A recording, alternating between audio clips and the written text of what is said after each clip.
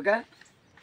పార్వతీపురం మన్యం జిల్లా కొమరాడ మండలం దేవకొండ పంచాయతీ అంటివలస గ్రామంలో ఈరోజు కామ్రేడ్ సీతారాం యేచూరు గారు నిన్ననగా లక్షవారం చనిపోవడం చాలా బాధాకరమైన విషయం.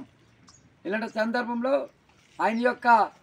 ఆయన సుదీర్ఘకాలంగా ఎంపీగా కొనసాగించారు.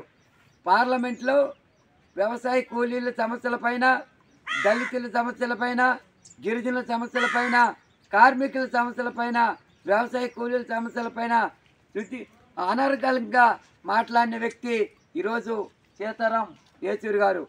ఈయన ప్రజల పక్షాన తన జీవితాన్ని పూర్తిగా అంకితం చేసిన పరిస్థితి ఈరోజు ఉంది. ఇలాంటి సందర్భంలో ఆయన తెలుగు, ఇంగ్లీషు, హిందీ ముఖ్యమైన భాషల్లో ఆయన అనర్గళంగా మాట్లాడిన పార్లమెంట్లో మాట్లాడిన వ్యక్తి సీతారాం యేచూరు గారు. కాబట్టి ఈ సందర్భంలో ఆయన నిన్న లక్షవారం చనిపోవడం సిపిఎం పార్టీకి తీవ్రమైన లోటని చెప్పి తెలియజేస్తున్నాం.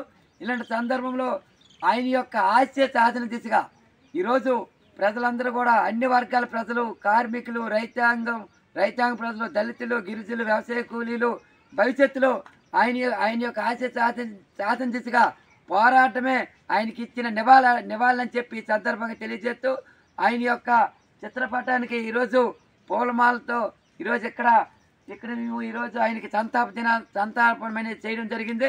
కాబట్టి భవిష్యత్తులో అన్ని వర్గాల ప్రజలు సమస్యలు పరిష్కరించే దిశగా మనం అందరం ముందుకెళ్లాలని ఆయనకి ఇచ్చిన నివాళని చెప్పి సందర్భంగా తెలియజేస్తున్నాం.